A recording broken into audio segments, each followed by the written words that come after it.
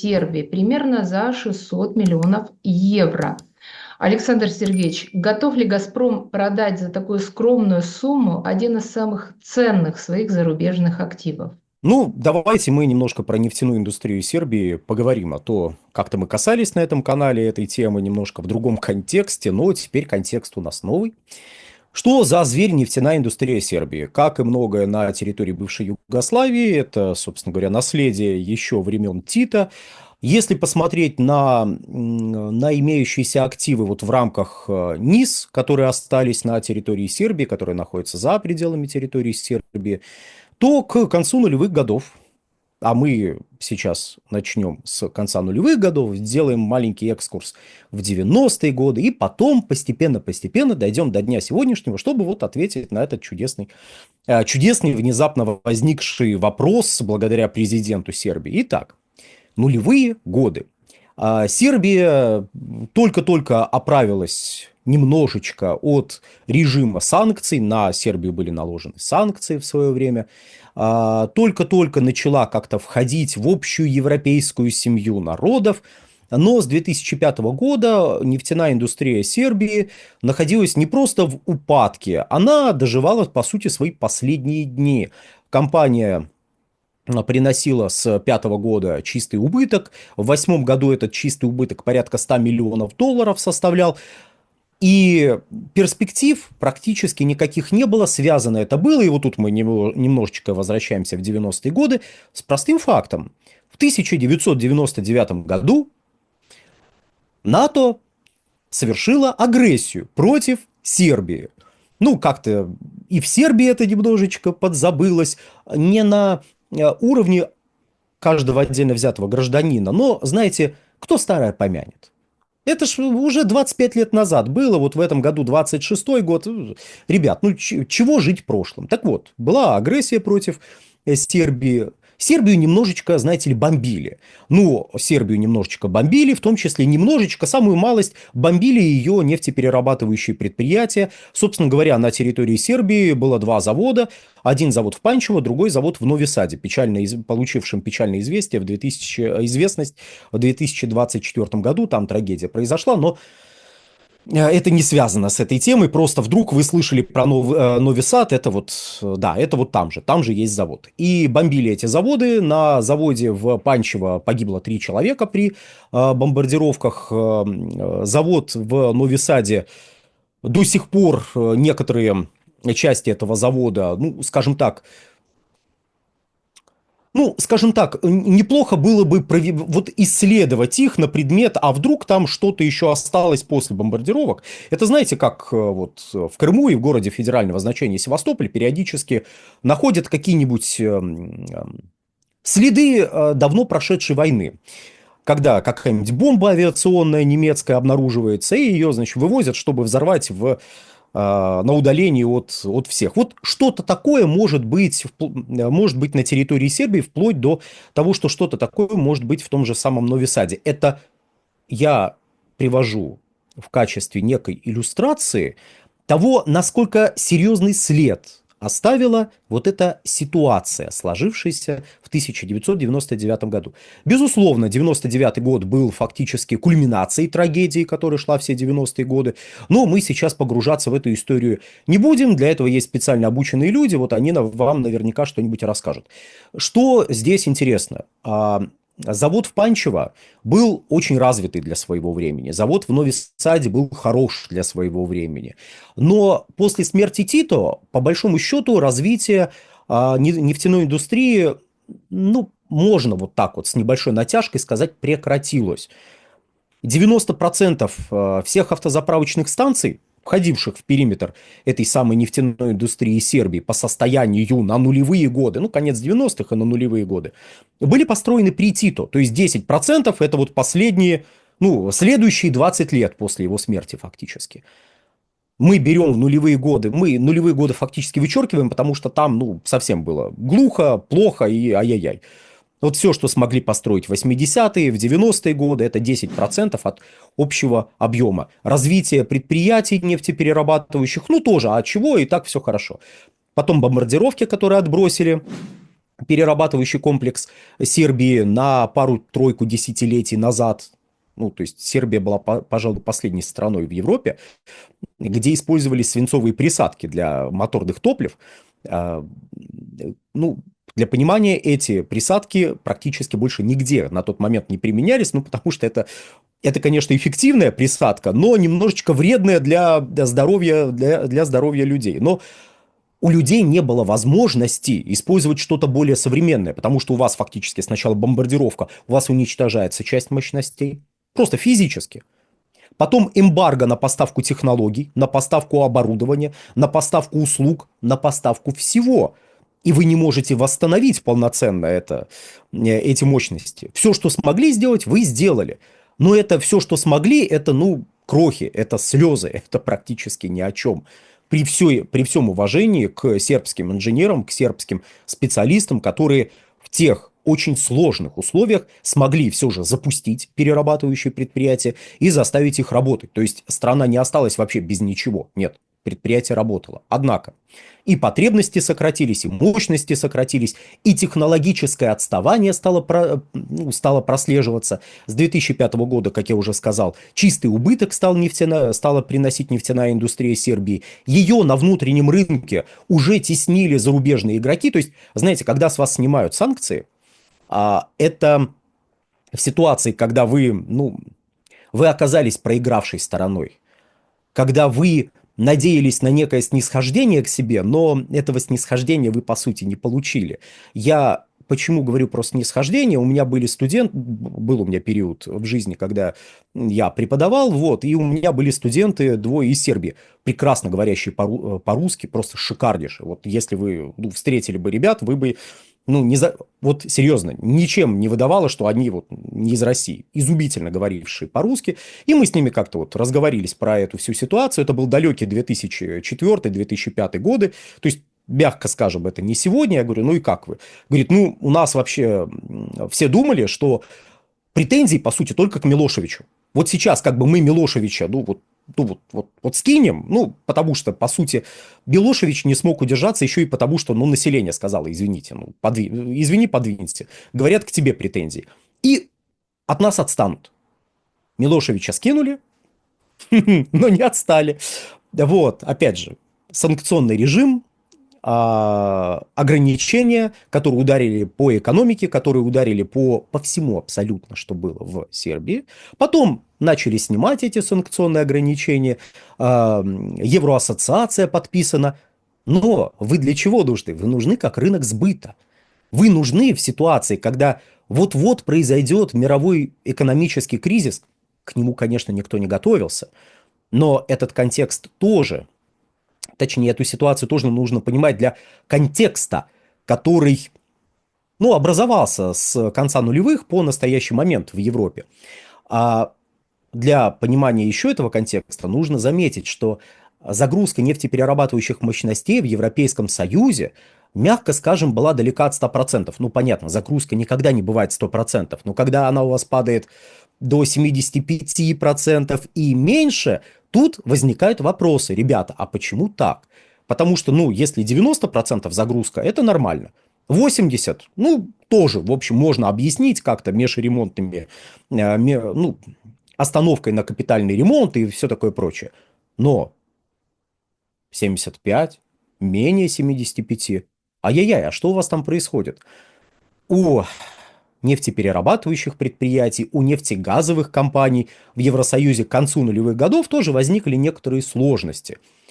А так как Сербия это рынок, то этот рынок быстро начали осваивать. В первую очередь начали осваивать соседи, которых мы теперь очень любим, они наши большие друзья и все такое прочее, они теперь тоже очень большие друзья самой Сербии, но это ладно, это мы даже не будем говорить, что речь о Венгрии, даже вот просто выбросим как-то эту тему, не будем ее даже упоминать, вообще, никак. Вот.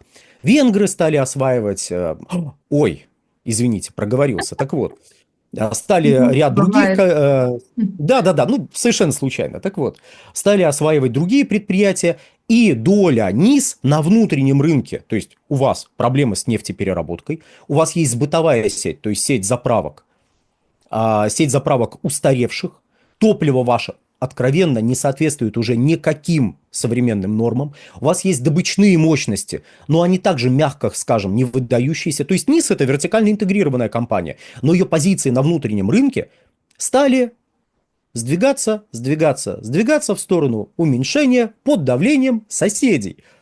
И к 2008-2009 годам, когда произошла продажа контрольного пакета,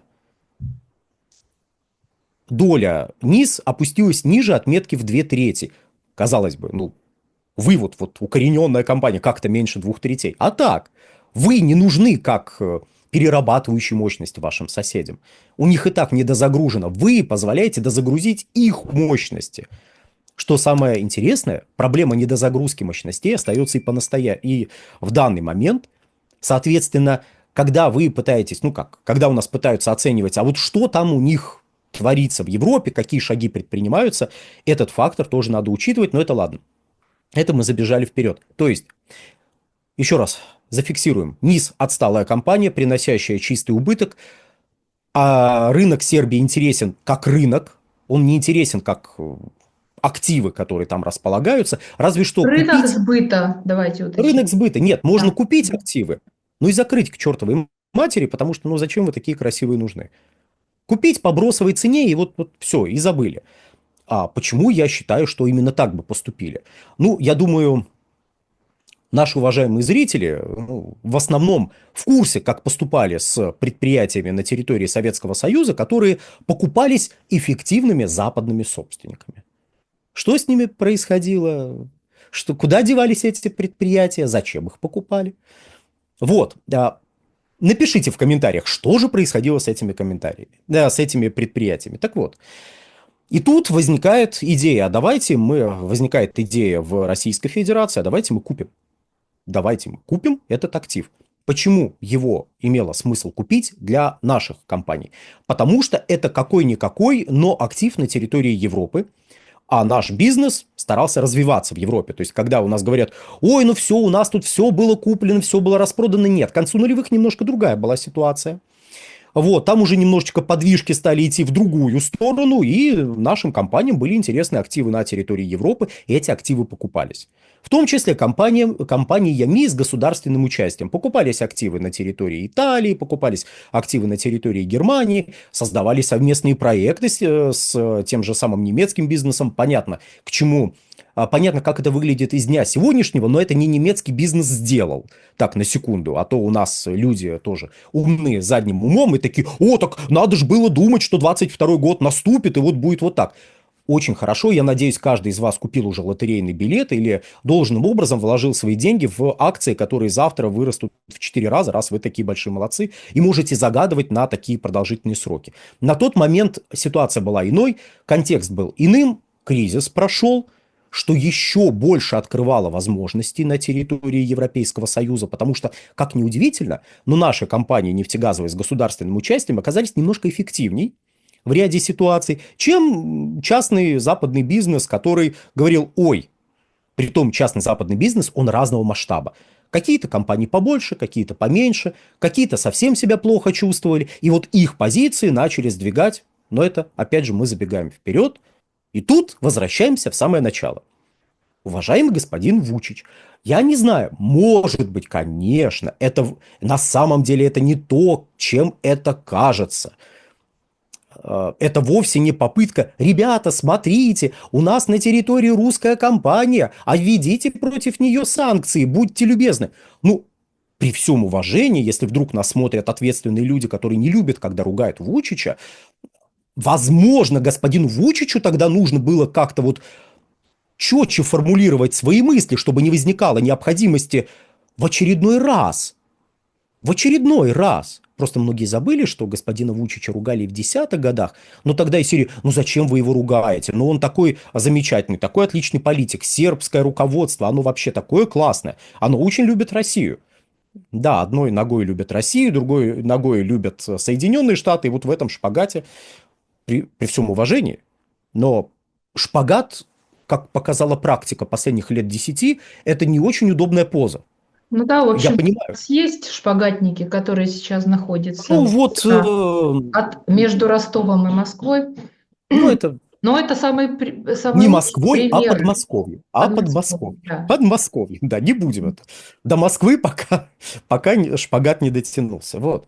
То есть это не та ситуация, когда вы, ну, может быть, еще раз, господин Вучич просто неумело, обладая потрясающим опытом в политике, неумело сформулировал мысль, которую хотел донести до окружающих. Просто это выглядит из Российской Федерации как просьба ввести санкции, чтобы была переговорная позиция по выкупу за бесценок, потому что 600 миллионов прошу прощения, евро, за которые он предлагает, ну как, миллиард, значит, стоит эта вот компания. Кто оценил? Господин Вучич оценил в миллиард. Значит, доля около 60%. Ребят, мы вам накинем 600 миллионов. 3,5 миллиарда вложены. Из компании убыточной эта компания стала компанией, приносящей прибыль. И эта компания приносит не только прибыль, не только дивиденды, там порядка 25% принадлежит ну, Сербии как государству. И компания налогами и вот этой и дивидендами приносит от 12 до 15% бюджета Сербии. Это после того, как ее купила группа «Газпром». Вот до этого эта компания приносила убытки, еще раз подчеркиваю. Да, налоги, понятно, она платила, но обеспечивать поступления денежные в необходимых объемах она стала только после того, как в нее стали русские вкладывать деньги. Никому другому этот актив для такого развития был не нужен. У них свои активы были там же. Для нас это выход на европейский рынок. Для нас это вот новый шажок в Европу, как на тот момент казалось, на платежеспособный рынок, наиболее перспективный из вот близлежащих, находящихся рядом с нами. А для всех остальных, кто наоборот в Евросоюзе сидит, это актив не просто ненужный, а вредный. Давайте закроем и покупайте наш бензин. Покупайте наше дизельное топливо. Мы наши предприятия. В Венгрии, Словакии, Австрии, в Германии. Загрузим, и будет хорошо. В Греции, кстати, вот в Афинах есть, пожалуйста, нефтеперерабатывающий завод. А давайте вы оттуда будете покупать. Румынский бензинчик покупайте. Чего вы мнетесь? Зачем вам вот этот отвратительный актив? Вы свинцовыми присадками пользуетесь. Давайте мы купим, закроем. И вам скажем, ребята, мы делаем экологию Сербии. Я помню такие какие-то доводы конца 80-х. Вот. Я был юн, но я эти доводы помню. Вот. Мы закроем, экология станет лучше. Заводик, он отравляет речку, отравляет воздух. Представляете, как хорошо дышится. Бальнеологические курорты Сербии расцветут. Кстати, правда, бальнеологические курорты Сербии очень хвалят. Вот, минеральные воды там есть замечательные, вот, все прекрасно. Даже в Москве можно эту минеральную воду сербскую найти, купить, она замечательна со всех сторон. Закрыли бы, и все, потому что вы не нужны, вам бы дали денег меньше, и ничего бы не вкладывали. Рабочих мест там бы не было, потому что с той стороны вы не нужны, вы нужны с этой стороны, отсюда. А оттуда нет, вы там конкурент. Отсюда, глядя на вас, в вас видели возможность, а оттуда, глядя на вас, видели конкурента. Но информационное пространство было заполнено чудесными документальными фильмами о том, как русские украли за бесценок этот актив. 3,5 миллиарда евро вложили потом. Вообще не важно. За 400 миллионов, главное, купили. А сколько денег вложено? Зачем смотреть, что АЗС были без слез не взглянешь? Я видел эти АЗС в 2012 году. Без слез не взглянешь на значительную их часть. Потом в 2016 году я на них посмотрел. Ну, то есть, дело-то развивалось. Это было вообще абсолютно другого класса заправки. То есть, это заправки были, ну, знаете, мягко скажем, вот где-нибудь в Милане можно идти и увидеть вот просто стоящую посреди города две колонки, я не знаю, сколько десятилетий стоящие, ну, люди подъезжают, заправляются, а что не так? А здесь российского хорошего уровня заправки. А то говорят, европейского уровня. Нет, не надо. Хорошего российского уровня заправки. Потому что у нас денежку в это направление стали вкладывать позже. И сделали не просто хорошо, а сделали лучше, чем в среднем там.